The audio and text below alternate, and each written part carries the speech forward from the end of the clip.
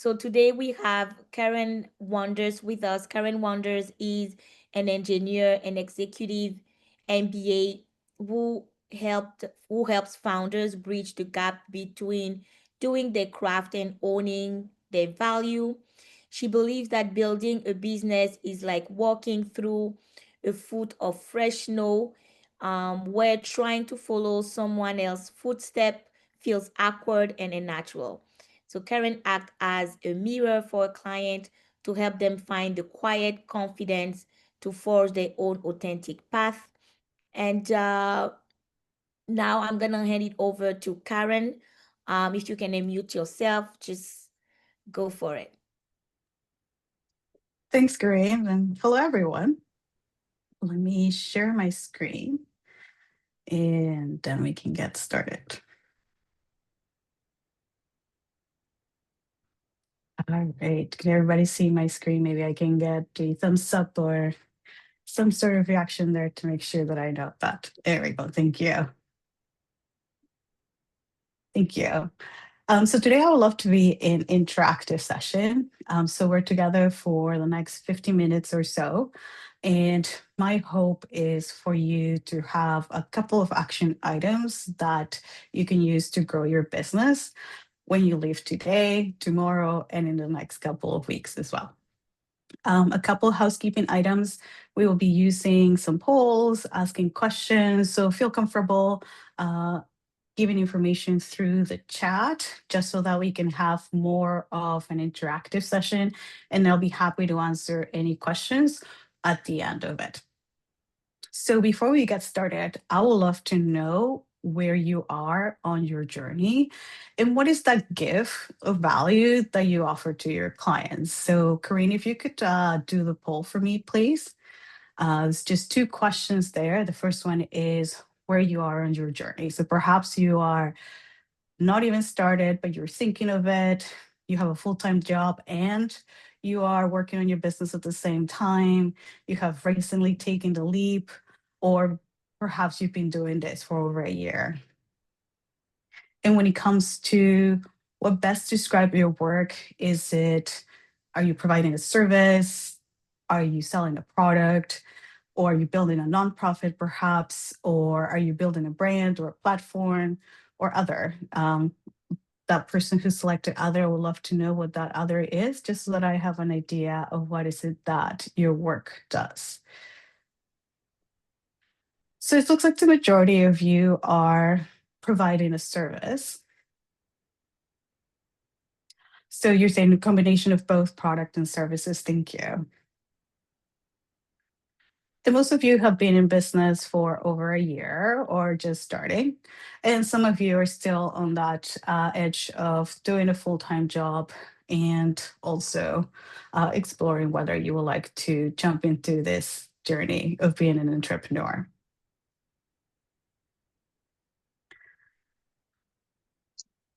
So thank you very much for answering. And what I like to say is that you can see that everybody is at a different stage and we perhaps do different products. So there's a couple of things that I like you to think about as we go through things today. So there's two lenses that I like you to adopt. The first one is, like Corinne said in my introduction, you can't follow someone else's footsteps. She mentioned snow. Let's make it a little warmer. Perhaps let's think about the beach. But if you look at those footsteps and you try to follow them yourself, you'll find that it's very awkward. It's not your same pace, it's not your same stride. So I like you to think about is what is this going to mean for you and your business, regardless of who's next to you.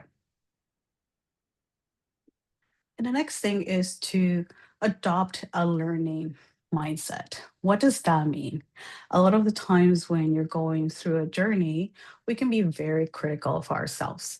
Well, what I'll ask you is to see what you're learning as you're going through this journey. Take the wins as lessons of what you can do more of. Take those failures as lessons of what to change, what to stop doing, or perhaps what to adopt a little bit over and over again. So observing without judgment. And that's the key when you're an entrepreneur. It's observe your journey, observe what's working, observe what's not working, and that will help you move forward. And that's the key, is gaining that momentum. So you're not feeling stuck, you're not feeling frustrated, you're not feeling like you don't know where to go next. It's about learning and keep moving forward. So those are the two things that I like you to think about as we go through today's presentation. So I would love to know, what does success mean to you? Success means different things for all of us. So if you can write on the chat, what does success mean to me? Perhaps it's about flexibility. Perhaps it's about making a certain amount of money. Perhaps it's about amplifying a certain cause, or it's about bringing a certain value to others. So, what does success mean to you? So, Julia, you're saying to you is sustainable revenue. That's what success means to you. Being financially independent, having those consistent customers and revenue. I like your candor, making lots of money so you can do all the things you love. Exactly. And perhaps it's more about achieving those goals. So for me, success also means to be able to give back to the community, to be able to have time and space to give back to the community, to be able to make a difference within others, and to be able to have that flexibility to be with my family. Let's see, I think I see a couple more then, and having a positive impact on the economy. Thank you, Elaine. So as you can see, everybody's definition of success is quite different. So for today, and it might sound like a broken record today, but think of this as what is going to be your compass for today. How are you going to tie it back to what is it that you want to do ultimately for yourself and for your business? So, what I would like to ask you right now is to join me in taking a deep breath. I like to take a deep breath, join in the session, a deep breath in and a deep breath out when you're ready, just so that we can spend the next 30 or so minutes going over the framework. So, when you're ready, if you can take a deep breath in and take a deep breath out when you're ready. Thank you.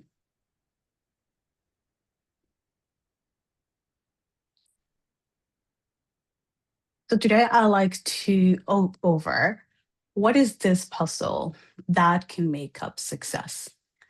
A puzzle that has pieces for visibility, for value, for consistency, and for persistence. It is how you can be visible and bring value to your clients in a consistent and persistent way. And something that is going to be tailored, and you can fit it to your business, you can fit it to your strengths, you can fit it to your life. So this is just a guideline, it's a framework. What you do in each of those pieces, it's completely up to you. And it will be different for all of you because we're all at different stages of our journey. We're all at different stages of what the value is it that we offer. So we'll go through each of the pieces, and I'll start asking you a few questions as we go along. So the first piece is about visibility. Does the right people know where you are, and can they find you? Visibility is about knowing who your audience is, where they are, and how you can be there at the same time. So when it comes to your audience, you want to understand who this person is that you're working with. And this will depend on whether you offer a product, a service, you're a nonprofit, or you're building a platform, or perhaps you're doing both. I can't remember your name, that you mentioned that you do both products and services. The key here is on knowing who is your audience. It's always good to start with one persona. And I'm going to go over Alice and see how we can get to know Alice better. A lot of the times you might think, I can sell my services, I can sell my products to everyone. The hard part there is that it's very hard to speak to everyone. It's very hard to find everyone.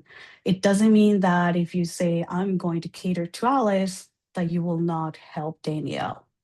It doesn't mean that. What it means is that you're going to focus your time, your energy, and efforts on speaking to Alice. And as you grow, as you see more different types of clients coming your way, you start expanding your audience too. At the beginning, you might to be a little bit more selective and just have one audience. So let's see, how do we get to know Alice? We need to understand how they get their information.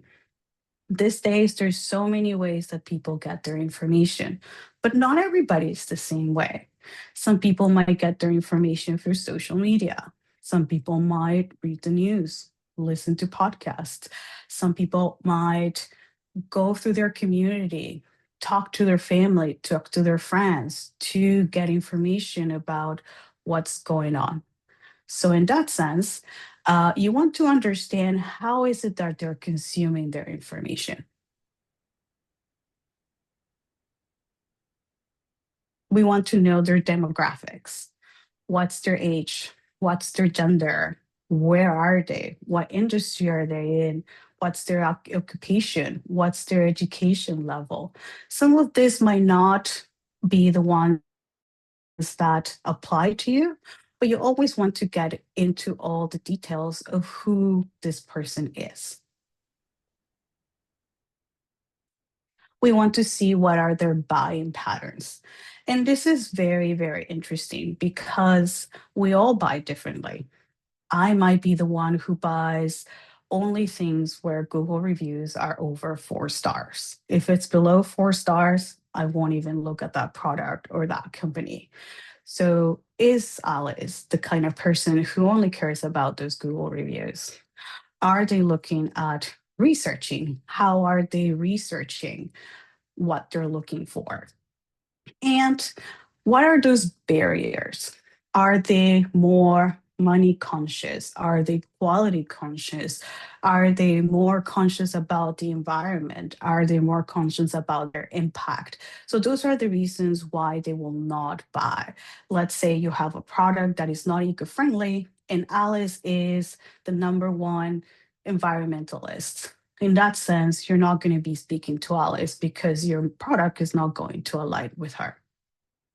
How often do you think they will buy? Are they the kind of person that buys and goes away, or the kind of person that stays with you? And once they know you, they keep on buying and buying more.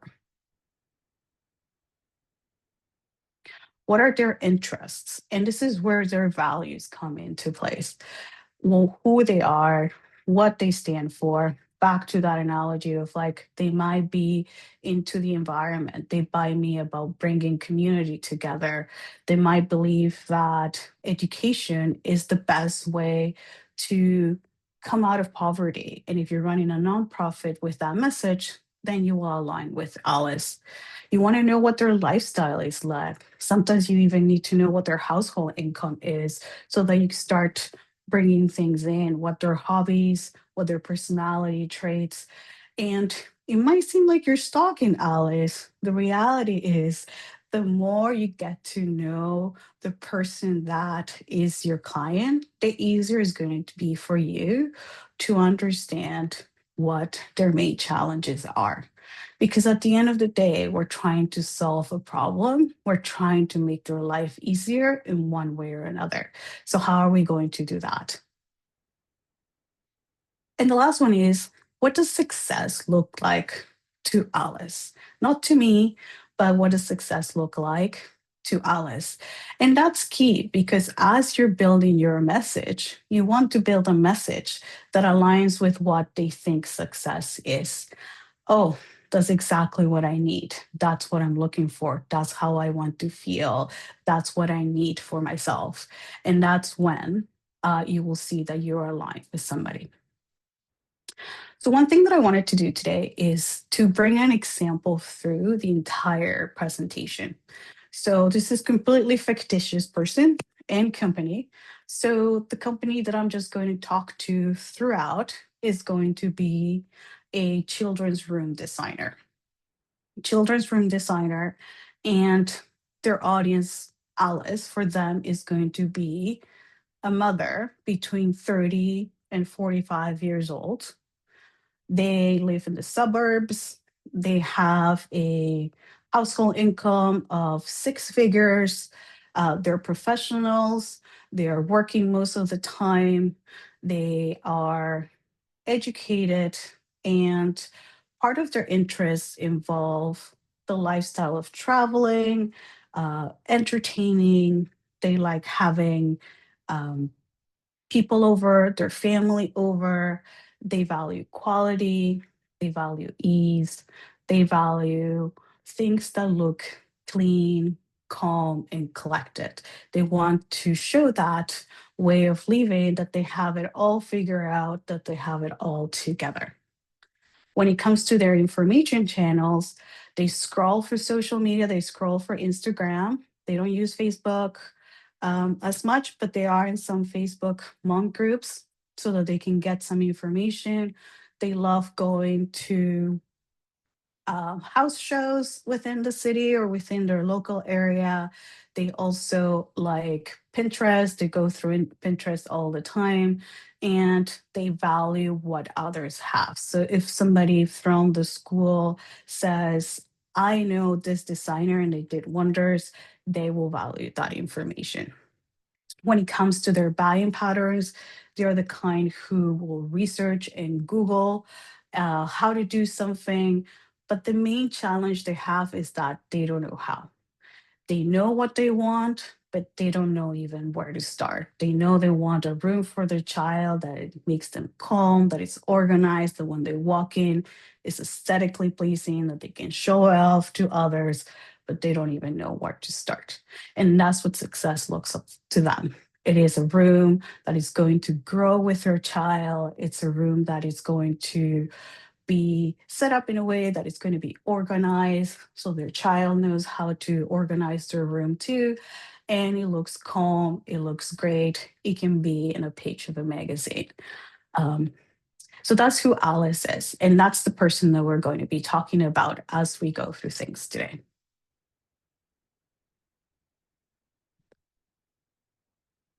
So now let me ask you, how do clients find you?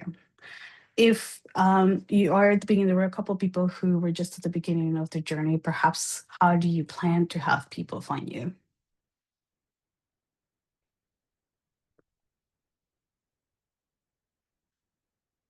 And don't be shy. You can type there in the chat. How do people find you today? There's no wrong answer. Everybody is different. I see LinkedIn, Reddit, word of mouth. And I'm glad you brought word of mouth, because the number one source of clients, of how clients come to you, is word of mouth for a small business. Pretty much every single small business that I've worked with or that I've talked to, they all say that word of mouth is the number one way that they get clients. So we're saying marketing communities, referrals from people, Instagram and Google, and word of mouth again, newcomer agencies, offices, student unions. So you're getting very, very detailed there, Baron, on where your audience is and where they're coming from.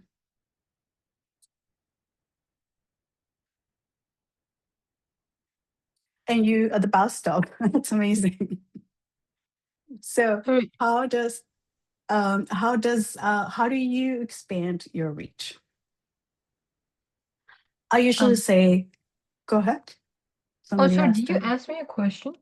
No, I just feel like you're so detailed. I know exactly where your audience is based on what you Oh, just said. okay. Yes. Thank you. Yeah, Yeah, thank you. Yeah. I'm trying. I Uh, don't know. yeah, you're good. You're good. So tell the world, and the world includes your family, your friends, your dentist, your hairdresser, And of course, you start expanding as you go through. And why would you tell the world? It's because A, you're going to practice who you help, what you do, and why you are the one they need to work with in a safe environment. When you tell it to your friends, when you tell it to your family, you can see whether they're confused or not, or whether they're clear what you're saying. So that's your best audience to work with. And as you're telling the world, be clear of who you are. I've gotten business from friends who I haven't talked to in a few years. They follow me on LinkedIn and they're like, "Oh, you do that now. I need a coach. Can you coach me, please?" And that's how they knew. And I didn't go in and message them directly, but they knew through LinkedIn that I was doing coaching. In real estate, we say location, location, location. It's no different for your business. You want to be where your audience is. And that's where you also safeguard your energy. If you're trying to be everywhere and you're not quite sure where your audience is, you're going to deplete yourself. So knowing where your audience is and being there, that's the key for your reach. You want to have social proof in the form of testimonials. If you're doing products, a before and after. If you're doing a service, same idea, a before and after.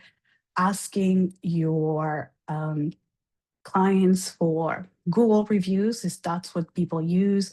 Asking them for a quote that you can use on your website or on your collateral. You always want to have that social proof so people know who you are and how you help. And evaluate. Know where people are finding you from. If you're further down the road on your journey, you might have a system. And I see Elaine is on the call, and she's amazing at having systems for how to track all this. But if you're just starting, you can use a Google Sheet or a spreadsheet where you see their name, their email, and where they came from. And then you start understanding people are coming to me through Instagram. People are coming through me through the newcomer agency. People are coming through me for this. And you start doing more of that. You start being more present in those areas. So you really do want to make sure that you understand what's working, what's not working as you're going through your journey.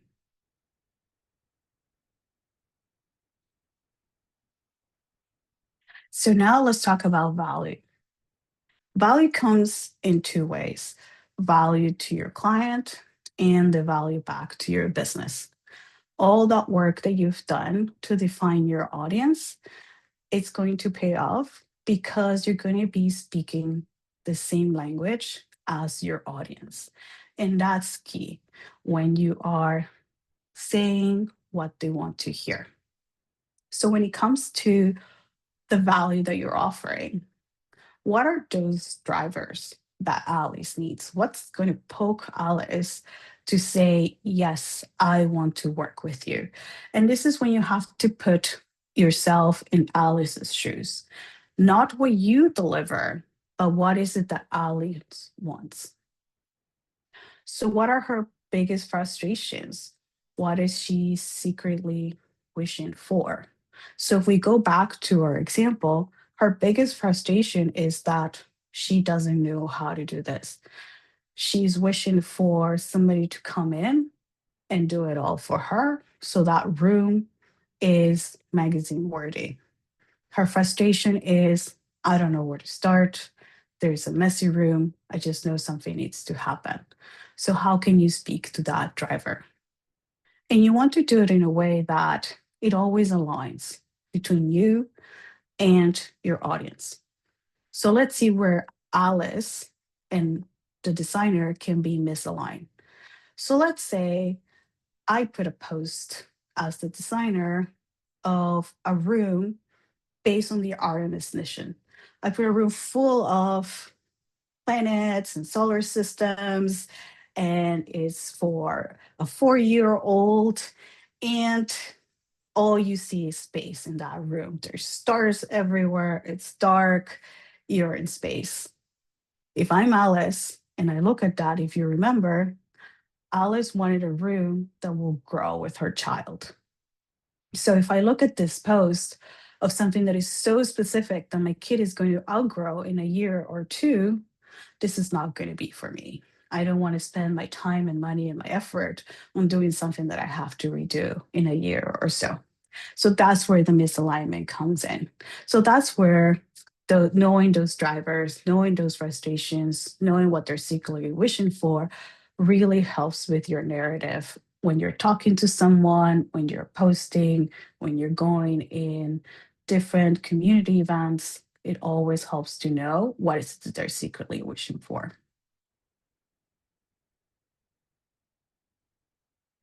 And the value to your clients mainly is, why should they choose you? Why you? Why you? If I look at the example of a children's room designer, there's many children's room designers that the client can choose from. So why should they choose me over anybody else? And this is where sometimes we're not very good at saying, I am good because. It's very hard for us to say, I am good at this. I know how to do this. How do I stand out? How do I bubble to the surface? Sometimes that gives us so much anxiety that we just step back and we don't say anything. So I encourage you to know that what you're giving is a gift, and a gift that it's valuable. So we think about it as a gift of value that you're offering. You're not selling yourself. You're not selling something that you're not comfortable with. You're offering and you're sharing this gift with others. And what's going to make you stand out? Is it going to be the way that you do things? Is it going to be the expertise you have? Is it your education? Is it your credentials? Is it your lived experiences? Is it the way that you will handle a client, or what you're known for? Perhaps this designer is known for a specific aesthetic, and that's what people seek her for. She's used into having that coastal, laid back design, and that's what people will gravitate to. Somebody's looking for something bright and bold, perhaps they're not the person for her. And how are you going to stand out? Perhaps it's in the way you do things. Um, this designer listens to the child and the mother. It's not just what the mother wants, but they also take clues and keys from the child. So how do you say that back to your audience so that they know that you're different, that you're no the exact same person as the other one?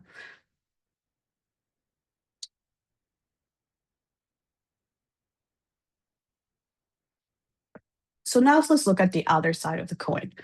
What do you consider value to your business? And it's not necessarily monetary. I know most people equate value with revenue or dollar signs, but what other value can your business receive that is not monetary? So if you're comfortable saying that in the chat, let's see what interesting answers we get this time. I don't know if we can top off the bus stop one, Tara.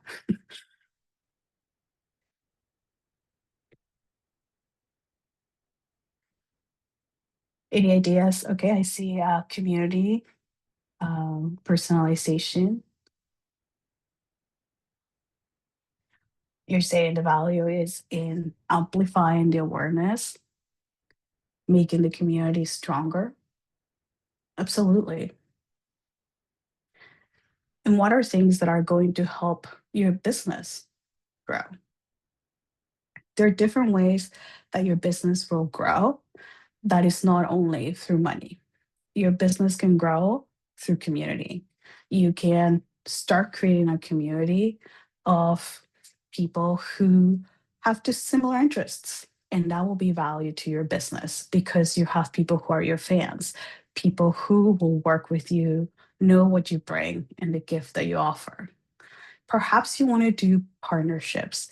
Partnerships are actually key when you're growing your business, especially at the beginning, because you can find businesses that are adjacent to you. So, for example, for the children's room designer, An adjacent business might be somebody who does home organization. How can they partner with them so that they can bring in their clients? Perhaps they can go to a children's clothing store where those moms come in to buy their children's clothes. They can be part of their newsletter so that they can get some exposure about how to do things. So you can think about how you can bring value to grow your business, to grow that visibility for other values that are not necessarily money. You can do reciprocal services. If you're meeting other small business owners, how can you help each other by providing reciprocal services? And not only is just the exchange of the service, but what more can you do? Can you create a case study for it? Can they be a reference for you? Can you have a testimonial so that you can have the social proof? Especially when you're starting, you want to have that social proof that you bring value to your clients. We talked about tell the world about it. If you're clear about who you help, can you ask for an introduction? If you're talking to a friend, do you know anybody who's looking to redecorate their children's room? Oh, I know Susie just had a baby and their toddler needs it's going to be out of the nursery and they need their room redone. Could you introduce me? And that's how you start building your business too. I find that people are very, very open to helping if you ask for it. People will not just come in and introduce you to others just because they remember to. So if you ask, most people will say, sorry, I don't know anybody, or yes, I can make an introduction. The same thing with referrals. When you finish with a client, is there anybody else who could use my services as well? And you're asking for referrals as you are building your business and as you're continuing growing as well. So these are different ways that you can bring value to your business. They're not necessarily monetary, but will help grow, will help plant those seeds that are helping you grow as you get through things.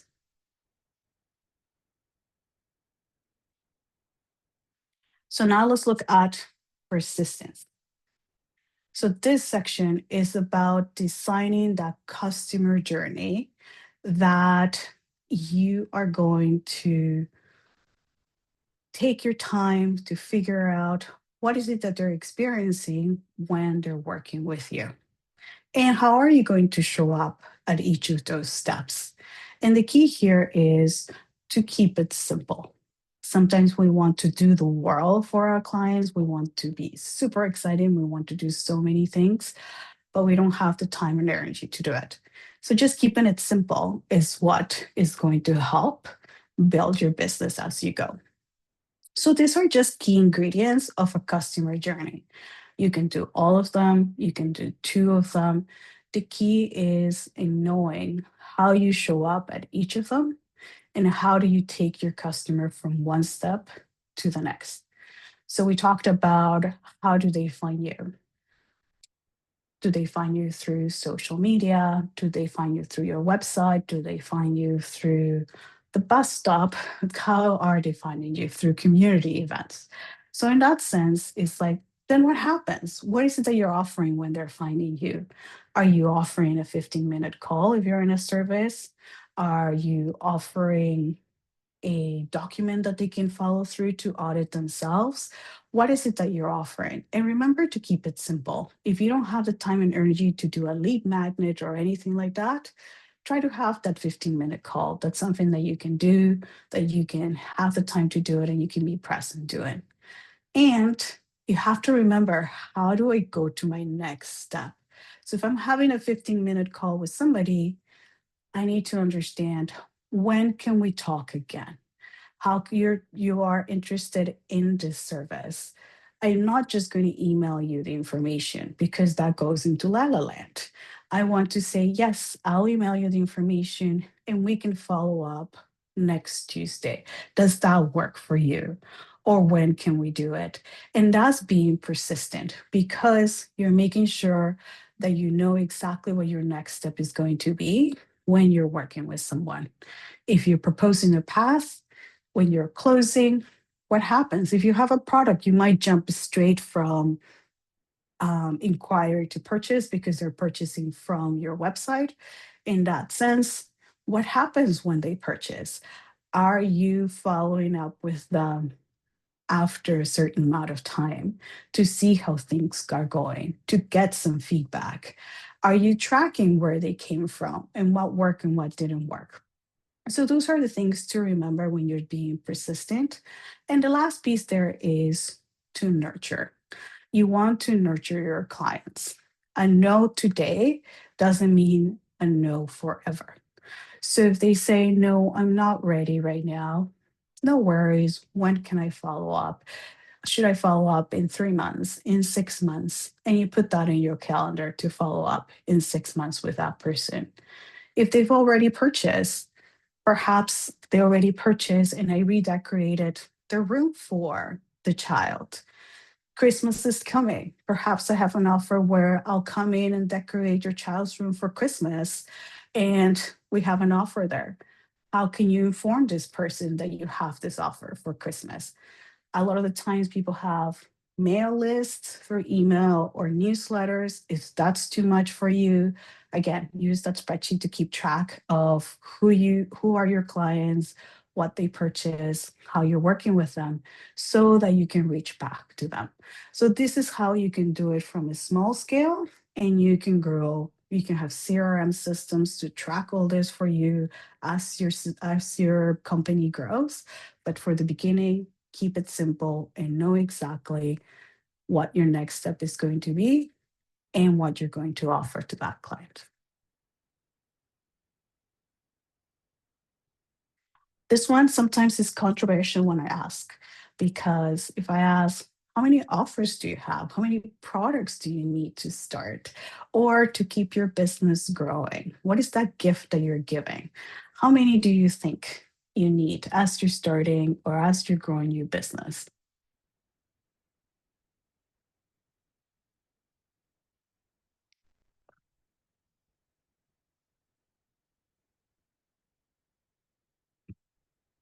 So Melena, you're saying one signature offer? Yes. I always remember watching on Shark Tank, and when there's food products and people have 20 flavors in 3 different sizes and you have 150 products, how do you manage it all? So you want to make sure that you're having offers that you can manage and it's simple for your clients to say yes to. Some of you are saying 3 different price offers, 2 to 3.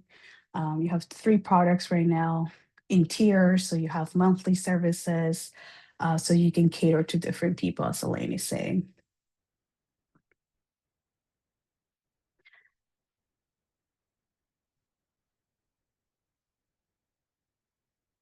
So when it comes to offers, I usually suggest you have 3. You have a basic one, which is your door opener. This is your low effort, low value, high volume. You want to be able to do a lot of these ones with minimal effort because it's easy for them to say yes to it. You want to have your signature offers, like Melena said, and this is your core. This is your medium effort, medium cost. That's the one that you can do over and over again. That's your bread and butter. That's what you're good at. That's what you're going to be known for. And the last one is your premium offer. That's your full partnership. Those are the ones that are high ticket items, and perhaps they're lower volume because not as many people go for the high ticket items. The big thing is that you want to take them through that journey. You don't want to say, pay me $10,000 right off the bat if they don't trust you. Especially if you're offering a service and they don't trust you, people are not going to be open to paying $10,000 for you. They might be open to paying something smaller. And that's your basic offer with one deliverable. So if I look at the example that we're using, the basic offer is a consultation, $150. We'll do a consultation. The outcome is a mood board for your room so that you can see the color scheme, you can see what the decor is going to look like, and then we stop it there. It's easy to say yes to that. And then remember, always know how you get to your next step, following up. How's the mood work working? Have you thought more about it? Can we do the decor of the room? And that's where, let's say this is your $2,500 offer, where you're redecorating the room, you're not putting too much change and effort into it, but you're having a good product out of it. And then your premium one perhaps is reorganizing, painting, changing things. It becomes a little bit much bigger, in which case it will cost more and it will take more of your time and effort to do it. So as you're walking your client through the different offers, you want to bring them in so that you can keep nurturing them. And that's the key, especially when you're starting. They might not know you. So how can you bring them in through that basic offer?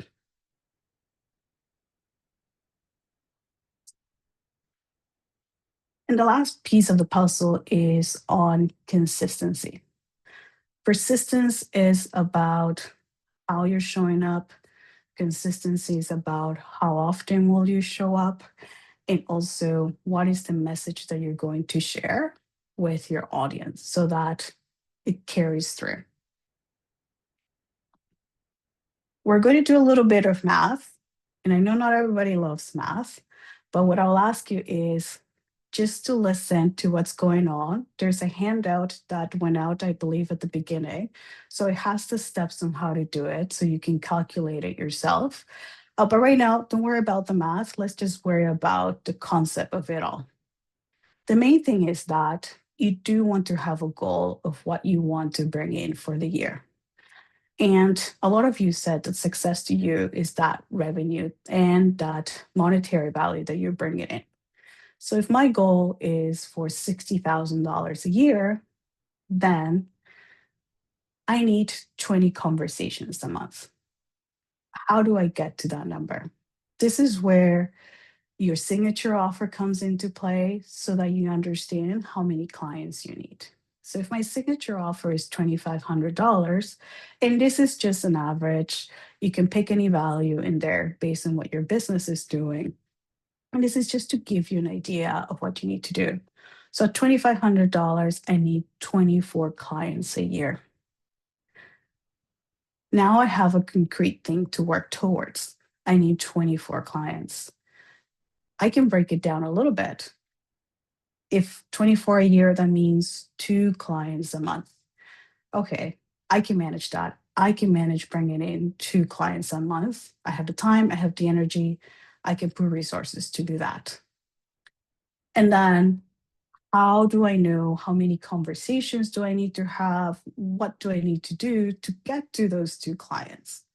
And this is where you need to understand what you do, how it works. So if I say, when I talk to 10 people, one of them converts into a client.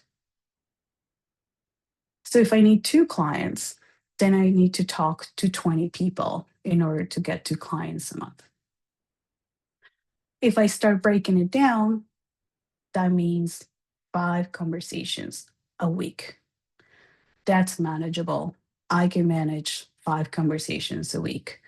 Where are those conversations going to come from? And this is when you know where your people are finding you, what is converting.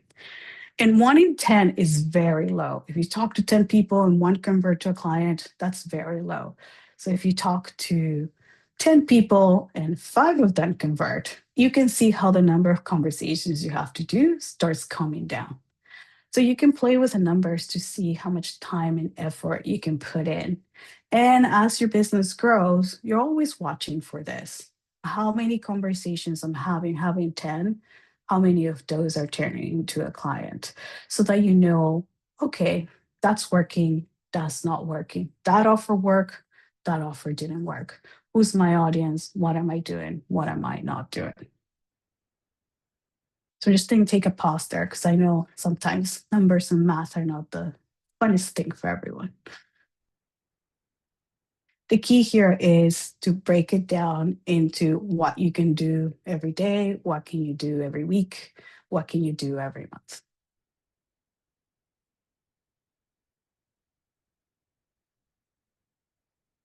And this is where we come to your rhythm. It's so key for you to do what fits you, what fits your strengths, what fits your life. So, how often are you going to set your pace? What are you going to commit to in the next 6 months? What are you going to say, I will do it, but do it for the next 6 months or do it for the next 12 months? And how are you going to find that balance to protect your energy? And finding that rhythm usually helps to see things from a bigger scale. When you look at them on a daily basis, it's very hard to see what impact you're having. So, if you do this on a weekly or a monthly basis, you'll be able to have a better idea of where your time and energy is being spent. So, if we go back to that example, let's talk about conversions or that business development. I know I have to do 5 conversations a week. Can I commit to that? Yes, I can commit to that. Do I commit to a 30-minute call, a 15-minute call, an hour call? What is best for me? I can do this in 15 minutes. Let's do 15-minute calls only. Do I want to do this all in one day or want to spread it throughout my week? You can do that. Then you look at what you want to do for your social media presence or your content. You can say, I'm going to commit to 2 Instagram posts a week because that's where my audience is. And then you say, what is it that I'm going to do? Am I going to share a tip? Am I going to do a before and after? Am I going to do a case study? Am I just going to put a thought of the day? And how long am I going to take to create these posts? Am I going to take 10 minutes, 30 minutes, an hour? If you use Canva, you can be there all day and it can suck up all your time. So you want to protect your time. You want to say, I'm going to do this in 10 minutes. And then you throw away that perfectionist hat. You're not playing with fonts, you're not playing with colors, you're not playing with how things look like. You're getting your message across. The same idea. And when you see it as a big scale for the entire month, you can see I'm spending X amount of time doing social media. Does that really work for me? If the answer is yes, continue. If the answer is no, perhaps scale it back a little bit. So you always want to see where is your time, because you want to have time for clients. You want to have time for those conversations because those is what is going to drive business towards you. And the last part of consistency is your narrative, knowing who you help, what you solve, and why you. If you say this over and over again, it might seem to you like you're being a broken record. But at the other end, they're hearing it for the first time, perhaps for the second time. So you do want to keep consistent because you want people to be able to say, she is the person who can help X with Y. And if somebody else can say that, then you have a very clear message. And that's how people come back to you, that's people can refer you. That's how people can say, yes, I need to work with this person. I'm going to put my coach hat on and I will ask you, what will you do today to move towards your goal?